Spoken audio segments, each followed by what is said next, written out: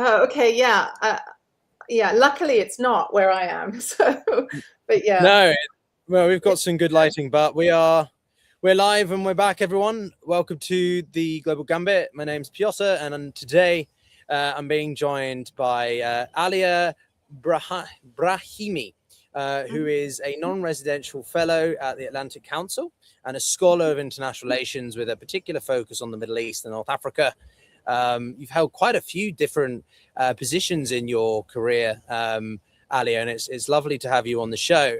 I think the timeliness of your expertise is very strong, especially given just over 48 hours ago, there was this idea that Trump was going to be launching a renewed attack that Israel and America would be escalating against with war and kinetic action. And then due to the pressure of the Gulf states, Saudi Arabia especially, this seems to have been postponed. So I was wondering if you could take us through some of your perspectives on that. How much sway do you think MBS Riyadh has in behind the scenes, and where do you think this could go right now? Well, yeah, I think the fact that, Trump said a couple of days ago that he was going to resume the strikes, and then he held off, as you say, on account of the intervention of the Gulf states, who essentially, want to avoid that. And I think there are a couple of things about this, Pyotr, which is Trump himself had walked himself up that escalation ladder, right, by tweeting out his frustration about the clock ticking and issuing these kind of civilizational threats. So he said something like, there won't be anything left of you. But nobody had forced him to say those things. But then they're quite difficult to walk back, right? So I'm not sure that saving face should be the basis of policy, or indeed on a war for that matter. So that was one element. And I think the second element is actually, as you suggest, the emerging distance between the US president and his Gulf partners, where they're using whatever leverage they have to restrain him from a course of action that they see as dangerous and sort of anathema to their interests. Do you remember a few days ago, I think it was last week, they closed their airspaces so that he couldn't resume bombing. They literally had to close their airspaces. So I think it's about the tensions and the seams within the alliance itself, and how Trump's probably only real ally in all of this is actually Israel. And then it prompts the question that if he does resume the war, does he now have a strategy? What is the end state that he's working towards? It's not clear that any of those questions have been answered.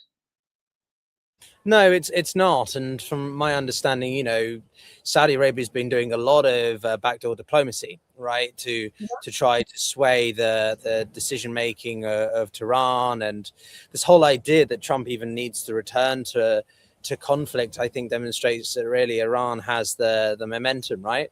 They're not exactly doing well. They're not free of issues, but certainly Trump he's not in the driving seat of the negotiations, or their lack of. And so that he feels the need to go back to war, to try to force the hand of the IRGC, the Islamic Republic, right? Yeah, it's the other trap. So Robert Pape from the University of Chicago has written very compellingly on the escalation trap. And I think the Iranians have Trump trapped within it. But President Xi of China said the other day, he referenced the Thucydides trap when Trump was in China. Do you remember that a few days ago? And it got me thinking about the Peloponnesian War, and how in the end, actually, neither Sparta nor Athens meaningfully won in the long run. So this, it ended up weakening the Greek kind of world and laying the groundwork for later conquest, okay? So I'm thinking there's also a possibility here that there will be no winners. And it reminds me of that line. I don't know if you ever saw The Wire, the TV show The Wire, but Przybylewski says at one point, nobody wins, one side just loses more slowly. And I think that would be the best possible outcome from Iran as things stand right now, because absent like a game-changing move, success would be a return to the status quo ante. Iran opens the strait, the US forces leave the region, game over, plus maybe some version of the Obama nuclear deal of 10 years ago.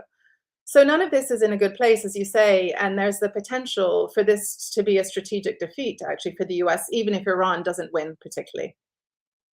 No, but I think it goes further than that. Wouldn't you agree that this is even more than just it's an absolute loss in international relations. You've got in relative absolute losses, and in this regard, it's an absolute loss, because you mentioned the status quo, but I would argue that we're never going to go back to that. We're going to go back to something worse, or we're not. We're going to change. The status quo is forever and inherently different. The Iranians are going to force the Strait of Hormuz to be monetized in some way.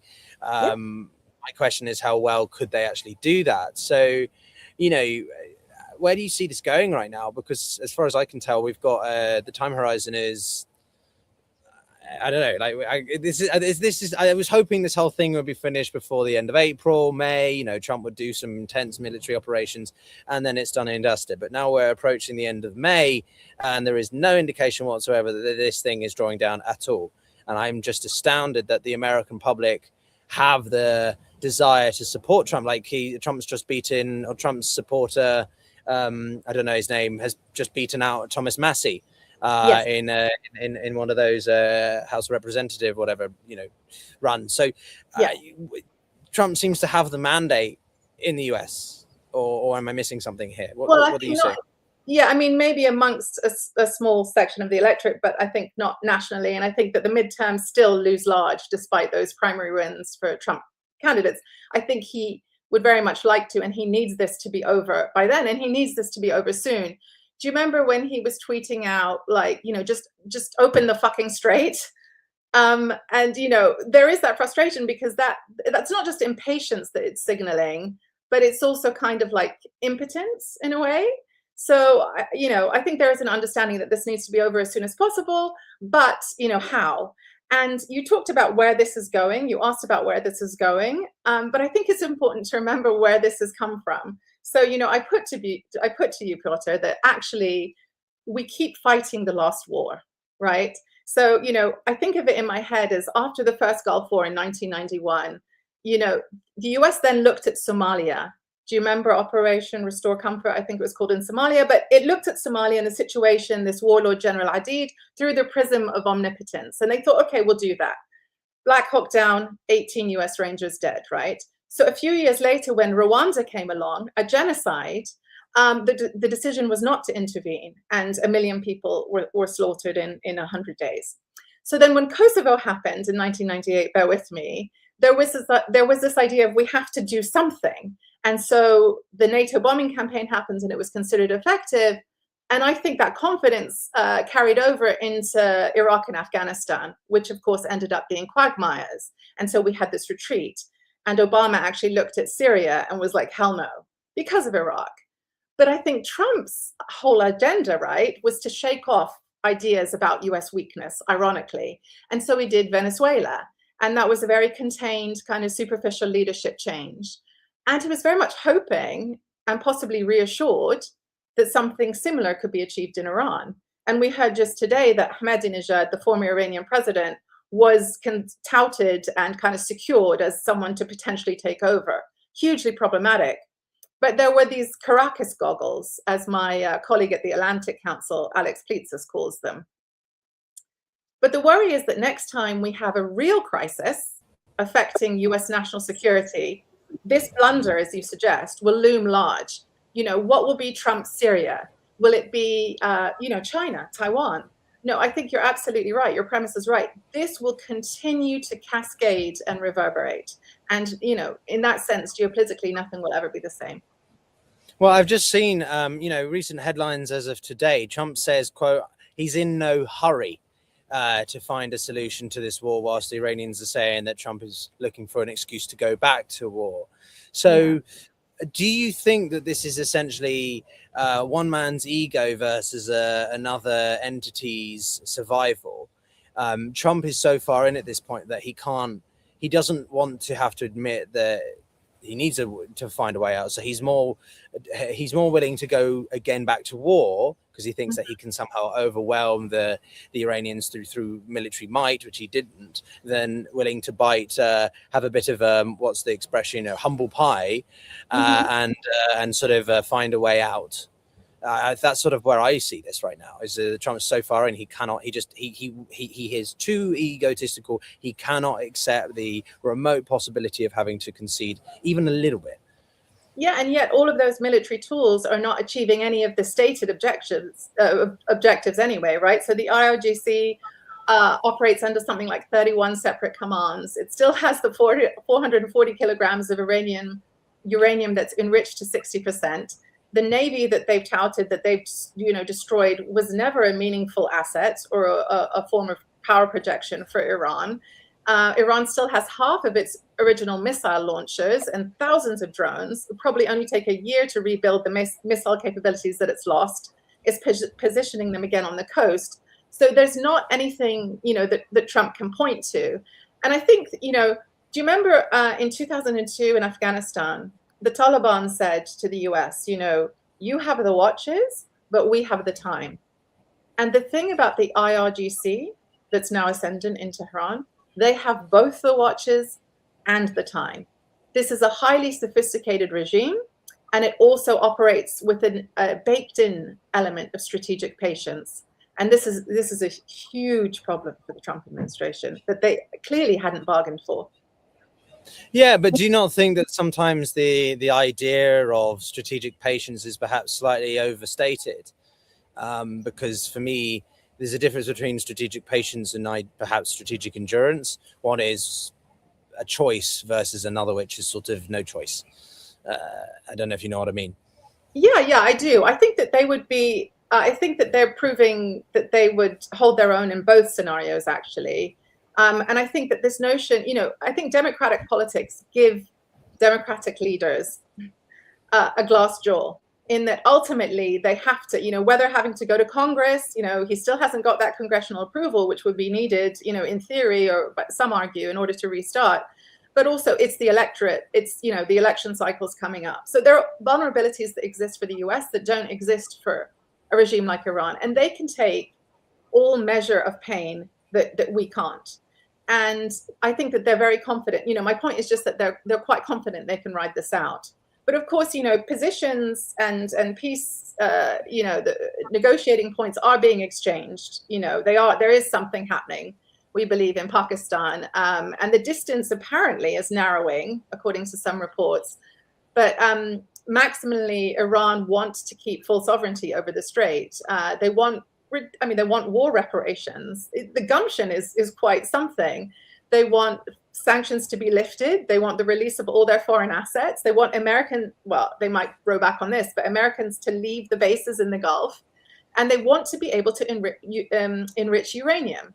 Whereas Trump wants that uranium out and moved to the US, and for Iran to keep only one nuclear site and no reparations, obviously, and minimal sanctions relief. So you have that, and also a question about sequencing, to your point. The US says that the war only ends when formal nuclear talks have started. Iran says nuclear talks can only happen after the war ends. Yeah, it's a case of, well, it's almost like they're doing it deliberately. I think, in my opinion, the Iranians are basically just doing the opposite of whatever Trump says or signals he demands. And so the Iranians are like, yeah, no, okay, we'll just say, yeah, we're open to talking with you about that issue, just not when you want. Or sort of, we're open to talking with you right now, just not on the issues that you want, sort of thing. Yeah. So they're just tweaking it a little bit. A bit of mind games there. Yeah, mind games, exactly. Yeah. Playing a little bit because they feel comfortable and they know he's in trouble. And, as you say, the grand narrative that we heard at the beginning of all of this is that, they would all be gone by now, let alone kind of toying with him. So I think that they're kind of, they are enjoying it. And the fact that they've watched so many of their comrades, die and be killed with their families, and still, they don't seem to be breaking a sweat, either, in terms of their information campaigns, but also with their meme game and on Twitter. And, they're basically saying, we're good with this now, and why not? Yeah, but they don't have an infinite time window either, do they? They have a strong set of economic pressures. So what do you think breaks first in this regard? Because to me, the Iranians have perhaps a slightly better political hand, but economically they're running on fumes. They are, but they've implemented a number of workarounds in terms of land corridors and that sort of thing. But yeah, no, they're also under the kibosh as well. And but it's just that they don't have that a citizenry that they have to be accountable to. And I think that also creates a difference. But also, their population has been bombed as well, and it sort of created a barrier against that kind of uprising that they were hoping would happen spontaneously. And according to reports, just to emphasize again, because it is so extraordinary, that Ahmadinejad, this former president of, I think he served for 10 years, was going to be put in somehow. That was the plan, was to put him in place, which I think shows the disconnect and the lack of realism in the planning of all of this. At first, there had been when the bombing started, there had been no contingency plan for US nationals in the region. There had been no contingency plan to defend against drones, defend the Gulf allies against drones. All of these things were foreseeable. There had been no contingency plan about the closure of the strait. And I think this latest revelation about Ahmadinejad shows how sort of deaf and blind the planning for all of this was, because there's no way that guy would have been accepted by the IRGC, by the Ayatollahs, but especially by the Iranian people. So I guess it just vindicates the idea that this has got nothing to do with the Iranian people. No, well, of course it doesn't. And unfortunately, I think there's been at least 32 people who have been killed during this war. Since February 28th, at least 32 people have been assassinated or murdered, or whatever framing word you want to use, by the Islamic Republic dissidents, they would probably call them. But it shows that the regime is perfectly comfortable in doing the very things that the Trump administration sort of said that they would be coming to help liberate the Iranians from. But then, he said early on, can we just recognize, Pyotr, that he said early on, within a day, I'd be open to negotiating with the regime. Yeah, he did. And I think what's also crazy, and I'd like your take on this, is simply that you sort of alluded to it earlier on in our conversation, which is that Trump has talked about civilization erasure. He's talked about sending it back to the Stone Age. We'll bomb the hell out of them. We'll flatten it. So that someone who uses that kind of rhetoric, I think, reveals their true intentions or priorities around the war instead of the liberation of the Iranian people. And it's gone to such an extent that the Iranian people, are now recognizing or perhaps having reservations about this whole war in the first place. In January, February, they were like, "Yes, come. We want you want the US to destroy the Islamic Republic." But it's been such an ineffective campaign, at least in the overall strategic objectives, that the Iranian people are now like, "Well, this is not worth it." So, can you help me wrap my head around that? Yeah, I think that we learned from the war in Iraq that chaos is a reality, even worse and even more deadly than dictatorship. I think the Iranian people understood that early on.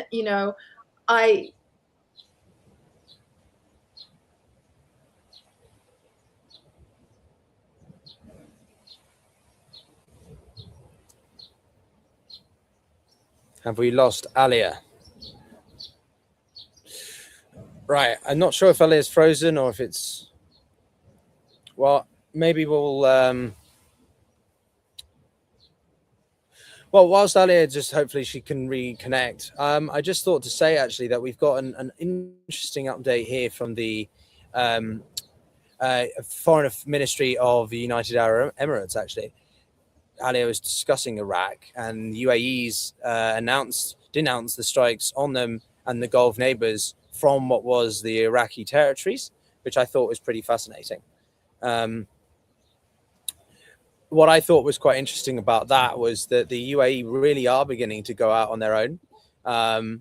It has directly called out Iran for backing the groups, but it is more and more confident in willing to recognize the sort of belligerency of Iran's proxies, but also that Iran's proxies are still in the area, right, guys?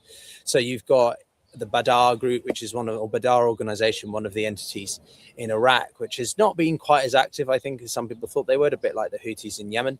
There hasn't been much involvement of them There's been a few strikes intermittently here and there, but overall, the war has been primarily between Hezbollah and Iran itself, which one wonders sort of what that means for the state of the Iranian proxy network more broadly. But when they want to, the Iranian proxies, the Iraqi-backed militias down there, have the capacity to get involved, and UAE being the epicenter of this extended campaign.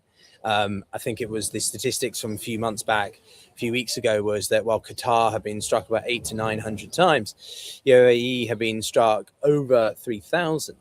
And the intensity of that is I think reflected in these later sets of rounds. The other thing that I saw Trump had just mentioned in the past half an hour was simply that Netanyahu will do whatever I want him to do. That was the paraphrasing Trump used to Barak Ravid, who is the chief foreign affairs correspondent or global affairs correspondent for Axios. So it seems to be that Trump trying to demonstrate very clearly to the public, to his viewers, whatever, that he is in control, not Iran or not Israel, and the other way around. So make of that what you will, but makes me wonder who's really pulling the strings here. How far does the Israelis have influence over the Americans or over Trump, as we've thought? But simply speaking, it looks like it's Trump trying to sort of retain that control there, and emphasize that he's calling the shots, not the other way around. But other than that, I mean, the tanker, that was the other main headline from the past few hours, was that the tanker in the Indian Ocean has been seized by the US, which I don't know how much that's going to play into the broader peace negotiations or their lack of, but it's a pretty big deal for the Americans to seize another tanker. That was one of the first things that happened early on in the war. If you remember, there was one of the Iranian vessels that was sunk just off the coast of Sri Lanka. And I'm pretty interested to see if that has any implications at all, because right now, to me, it doesn't.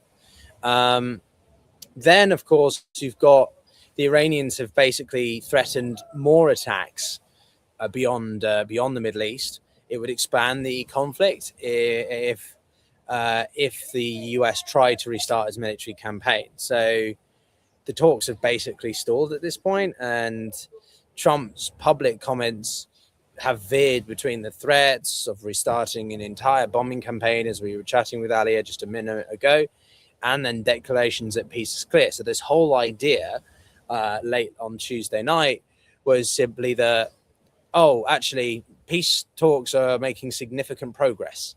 That's the only statement we heard about that. And then the talks, nothing else. And the talks don't seem to go anywhere else. There's no evidence. And I think that was Trump just trying to find or make up an excuse that the war was winding down, or that he doesn't have to reactivate the war. He doesn't have to go back to war. Ultimately, I don't really think he wants to. But as I said with Alia just a moment ago as well, the fact that he is so any progress whatsoever is forcing him to sort of constantly threaten action as a last resort. Hey guys, I will genuinely go back to war unless you come. That whole sort of escalatory rhetoric, right? I'm going to keep escalating verbally in the hope that the Iranians come round again, but doesn't seem like that. I think Alia has rejoined us, so let's bring her back. Alia, we lost you there. You're also on mute, Alia, so you just need to unmute. But I was just saying to the audience. No, I was just saying to the audience about the situation with Trump's rhetoric, that he's having to reiterate all these ideas of peace, the significant peace process that was being made on Monday, Tuesday, and then nowhere. But what I particularly wanted to get from you was your take on the UAE and its reactions to, because you've been mentioning parallels with the Iraq war. And that was something I wanted to hear more about from you, for you to dive in deeper, which was simply what was the role, and how do you look at the Iraqi militia in all of this? Because we've seen not very much activity from Iran's proxies. It's mainly been Hezbollah and Iran itself, right? We've seen the Houthis launch, I think, a single rocket about a month ago, but that was it. And other than that, it's not really led to anything. So what does it mean when the Iraqi groups decide to get involved or launch some missiles or strikes towards the UAE and Gulf states as they did yesterday and a couple of days back? Yeah, I mean, they're very close to home. That's the thing. Iraq is very, very close to home. Kuwait shares a land border with Iraq. I mean, they genuinely fear a land invasion from Iran aligned militias from Iraq. But the Iraqi militia have been very active. They've been pummeling Iraqi Kurdistan, which is seen as an avatar for like US and Israeli interests. But the fact that some of these missiles that are hitting, drones and missiles that are hitting the Gulf are emerging from Iraq is really, really deepening this conflict, because the Gulf states need to make an accommodation with Iran, but also with Iraq as well. You know, these are two big states that they're surrounded by. And this is just, the longer this goes on, the more complicated it's becoming. So I think that that's what the Iraq factor represents. But, you know, you mentioned... Looks like we're losing Alia yet again.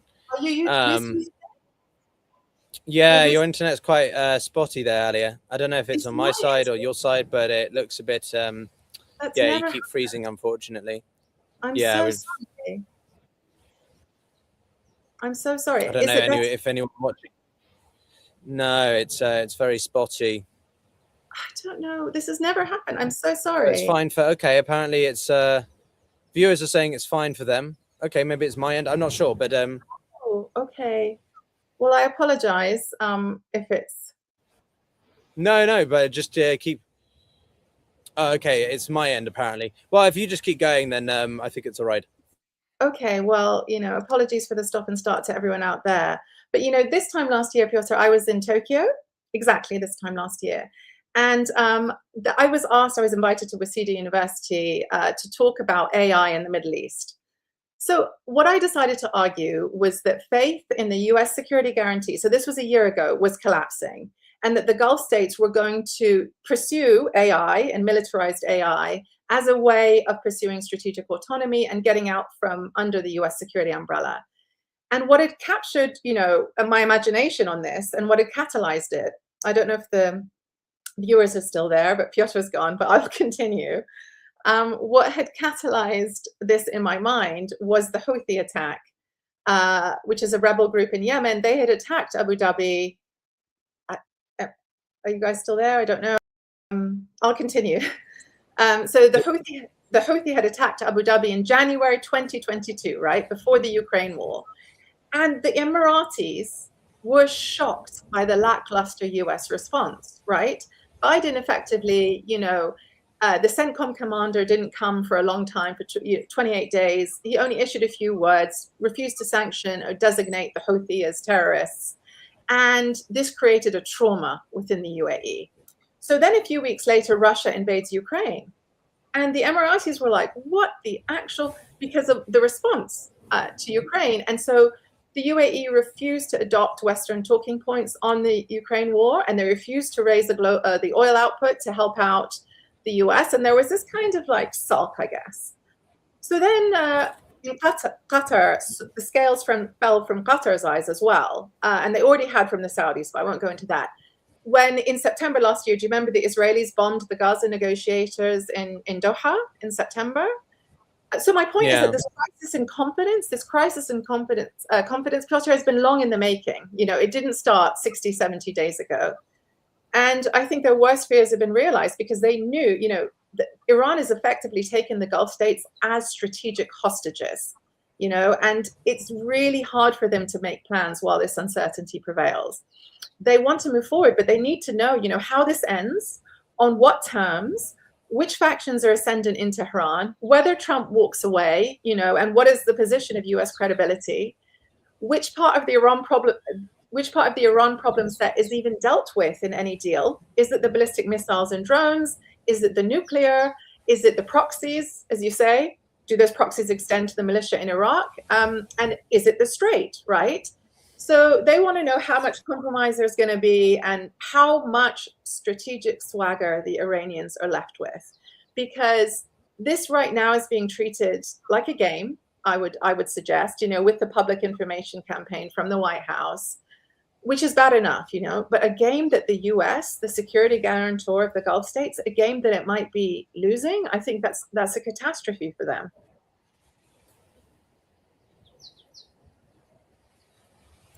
I can continue if you can't hear me. I can continue talking about, should I continue talking about the Gulf? Because in the Gulf, I don't know if the viewers can hear me or you, but I'll keep going. So you have this hierarchy of vulnerability in the Gulf. You have this hierarchy of suffering. So the same crisis has been experienced very differently. In terms of the attacks, the UAE has been attacked thousands of times and 3 times as many times as Israel, which is a belligerent in the conflict, right? But also economically, like the Saudis have a workaround to the closure of the strait. They're sending 2/3 of their pre-war oil output to a port in Yanbu on the Red Sea. And so whatever they've lost in volume, they've made up for in the high oil price. So they have this workaround. The UAE have one too, to the port of Fujairah in the Gulf of Oman. Whereas Kuwait, for example, hasn't exported a single barrel of oil for the first time since the Gulf War in 1991. And Qatar too, they're both up the Gulf. It lacks an alternative route for gas exports. So you have, as I say, this different experience of the same crisis, and then you have different strategic assessments about the way forward. You okay? Am I with you now? I will. Seems like. Is there a lag? I can't work with this. I can make another point about the Gulf states making different strategic assessments, actually, of how to deal with Iran and where to put the emphasis on like coercion versus consent. So Saudis floated this idea of a non-aggression pact. I don't know if you heard about that, but Saudi has been opposed to the US and the Israeli bombing campaign to begin with, right? It's consistently tried to de-escalate tensions. It's been left out of the peace negotiations, but Saudi implicitly understands, the latent power of a more angry, a more isolated, more militarized, more radical version of the regime that's been left behind by Trump.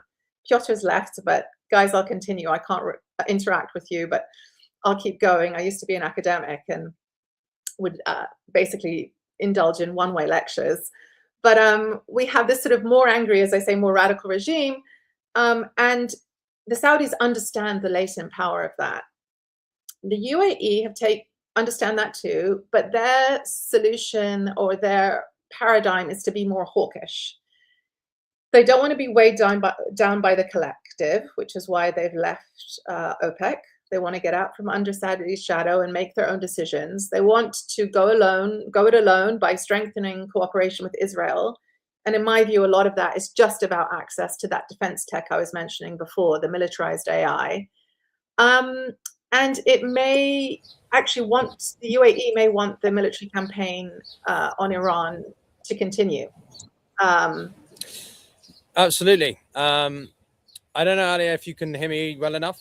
I can. My Wi-Fi seems to be having. Someone says I'm having a stroke. Well, the internet certainly is, unfortunately. But what I do want to get your take on is about the Saudi UAE rift here, because the Saudi Emirati divergence, I think, is one of the most critical consequences of this whole war. Not so much even the war itself with Iran, but because this is fundamentally shaping the entire balance of power in the Middle East. We've got two blocks emerging, I think, with the Turkish, the Saudis, the Pakistanis on one side, and then the sort of the Israelis, the Emiratis and Indians, if you want to go broader, right? Because whatever Pakistan does, the Indians will counterbalance. So What do you think this means for the greater balance of power in the Middle East? But second, what does that do for the energy security and dynamics in the Gulf? Because obviously UAE leaving OPEC was a big deal. Yeah. But with everything else going on, I didn't have enough time to cover it. But simply, what do you think make of this rift and therefore balance of power across the broader Middle East? Well, the leadership styles are quite similar, so they're quite bold, on the face of it. These are two leaders that are trying to sort of remake the region in their own image, and they're not afraid. They feel that they have the support and the culture now to make big and bold decisions. But the thing with the strategic culture is very different. So the Emiratis are disruptors. We've seen that in Libya. We've seen that in Sudan. We've seen that in Yemen. The Saudis are more status quo. And I think the OPEC, part of the OPEC departure from the UAE was about anxiety about the post-oil order, right? So this idea that peak oil has come and gone. We don't need to be weighed down by Saudi Arabia's targets and, production caps. We need to get as much out of the ground as we can and leave nothing there. And that would be the sensible thing to do. So that was part of it. But a part of it as well was this idea of getting out from under Saudi Arabia's shadow. And I think the natural, as you intimate, the natural response to this, and probably the most rational one, would be to cooperate more than ever and to come closer together and to deal with this threat on their doorstep as a collective. But the UAE blinked first. You speak to Qatari officials and they'll say, look, let's not overplay this. There's a little bit of a difference of perspective, but, there's no rupture here. But I think, the tea leaves are suggesting that this is actually just an extension of a different perspective and different paradigms that have been operational for many years now. And we saw them play out in Yemen, and in Yemen very recently in January, where proxies basically came to blows. But as I was saying, when you were not, momentarily not with us, the Saudis have a very different approach to how to deal with this. They want a non-aggression pact. They want to engage Iran. They want to get assurances. They want to bed in with the allies that you suggest. The UAE is much more hawkish. And some of that is as a result of many things. But the Gulf states, some of them have a double vulnerability in that, and this is not to kind of essentialize their populations, but states like Saudi Arabia and Bahrain and Kuwait, but Saudi has a very significant Shia minority. Bahrain has a very significant Shia majority. And they know, and historically this has happened, Iran can turn that tap on and off. It can incite certain segments of the Shia population in these Gulf countries if it needs to. And that's not to say most of them see themselves as Saudi and they're not agents of Iran, but it just takes a few spoilers. Yeah. The Saudis are very aware of this. The Bahrainis lived through this very violently. And then there's the Houthi on the Red Sea who haven't been activated yet. So I think there are good arguments for making an accommodation with this wounded beast. But the UAE seems to be thinking, another perspective would say you need to just finish these guys off. But the question is, even if you believe that, can the US do that? And does it have the commitment and the capability and the will to do that, which is doubtful. And the Saudis feel it's doubtful.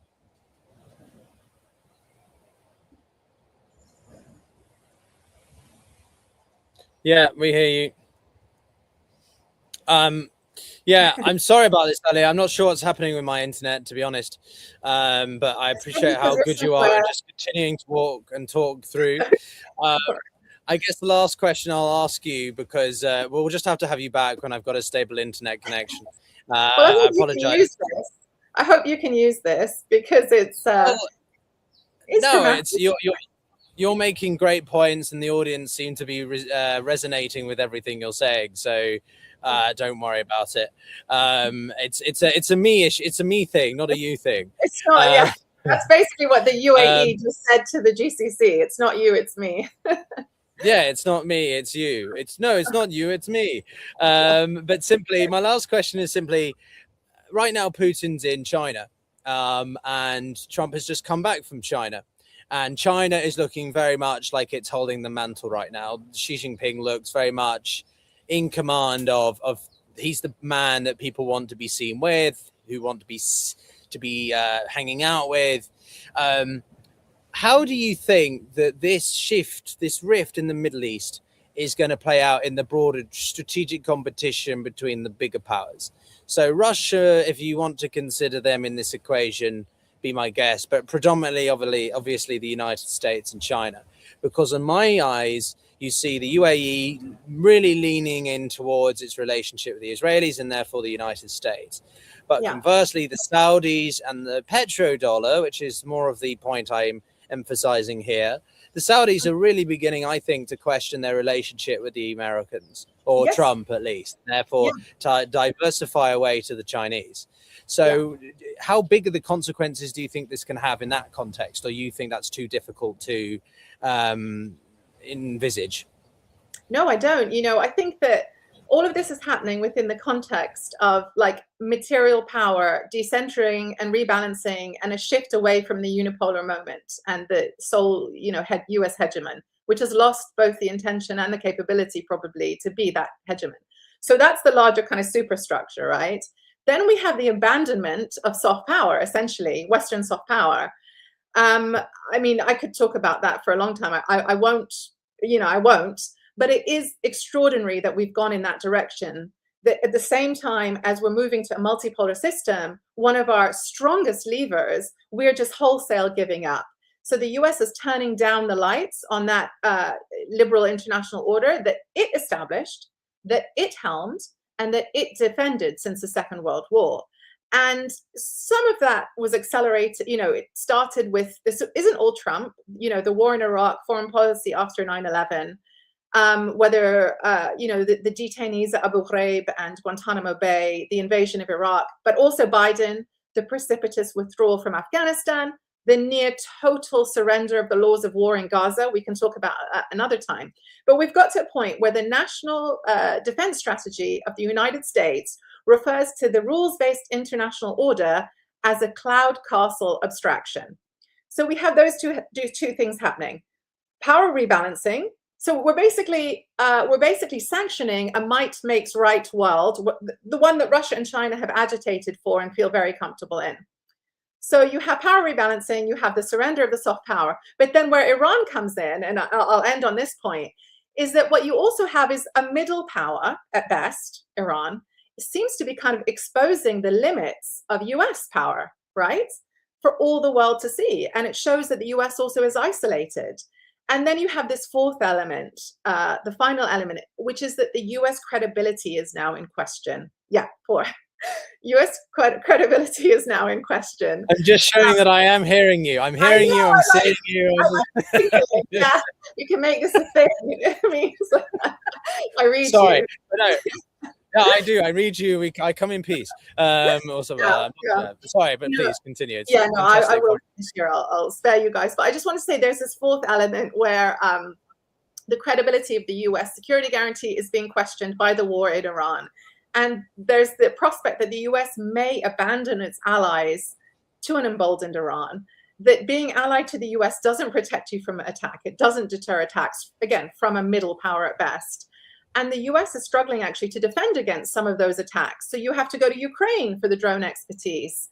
But also it's expending these munitions, right? These stockpiles, they're potentially running out of Patriot missiles, and they have to take them from Ukraine, which is the worst possible look.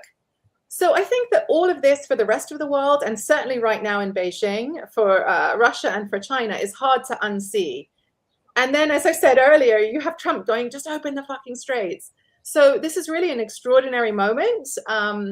They call this but Alia, if I can just be devil's advocate on this, because I think it's an interesting point, but also worth debating over, right? Yeah. I think it's pretty clear that the United States, as the provider of the international security architecture, is over, right? Trump doesn't want to do that. And the broader American public, or at least the MAGA, those who support Trump, don't want to do that. So isn't it perhaps good that we're seeing a diversification of security assurance and provision, right? Maybe it's time for the US to be not replaced, but sharing that position and role with the Chinese or something. People are making this argument that if America doesn't want to provide that security assurance, therefore it won't be in place, it won't do so, and therefore it won't be suitable anyway. So, or do you think that this is an inherently unstable scenario because you need some kind of global power that acts as the policeman? You know, I mean, that's a very good point. It's a very good realist point. I don't know, my truck with it, and I don't want to make a values-based judgment, but my truck with this is not so much the instability, is that if you have a multipolar order where Russia and China feature prominently, what values is that order securing? In the US, with the US-led order, we had a certain set of values that are also European values and Western values and arguably universal values. And I think that when you strip world order and you strip the security architecture away from those values, however hypocritical, we're in a kind of Hobbesian world again. And we're giving up on the progress that we supposedly made. I tend to believe, and I believe this in Gaza. I don't know if you saw Netanyahu the other day on 60 Minutes, but he said, we don't kill civilians. We're the most moral army in the world. What do you mean we don't kill civilians? And this is so important, and I'll tell you why. Because Michael Walzer, the political theorist, he wrote in Just and Unjust Wars in 1977, he wrote that in hypocrisy, you find moral knowledge. So Netanyahu, he knows it's wrong to kill civilians, right? And I would apply that. And so you can use that eventually to hold those people accountable. They're not saying it's okay to do it. They're saying it's wrong. We would never do it. Well, guess what? You did it. And we did the same, with Iraq, with Afghanistan, with Abu Ghraib, with Guantanamo. Those rules and those principles were used to an extent to hold people accountable. It's not ideal, but to an extent. If we totally evacuate the moral space, is the world going to be better off, or is it going to be worse off? Because I believe that double standard is important, because at least there are certain values and principles that hard power is trying to secure. And so that's something worth thinking about. But you look at the world now, and you can't, and with US predominance and how it's culminated with the Trump administration and with the depredations in Gaza, by the way, and the atrocities there, and you think, well, can it get any worse than this? I put it to you that it possibly can. Well, then we'll just have to have you back to sort of touch upon how worse it's gotten in that subsequent period. Yeah, of course. Good news always. Yeah. Well, I don't think my internet can get any worse, at least relative to the situation. Put it that way. But Alia, it's been an absolute pleasure having you on. Everyone watching, firstly, I want to apologize for my internet. Not sure what's going on. Secondly, I want to thank Alia Brahimi for joining us with an extensive array of knowledge. And thirdly, for just sort of persevering and continuing on whilst I was popping in and out like it was a sort of a burger van or something, like a toting door.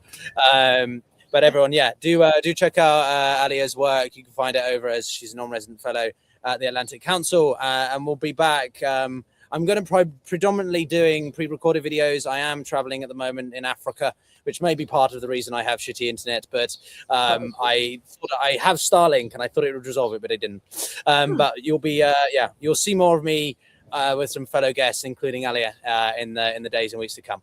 Thanks a lot, guys. Speak to you soon. Take care. See you guys. Thanks.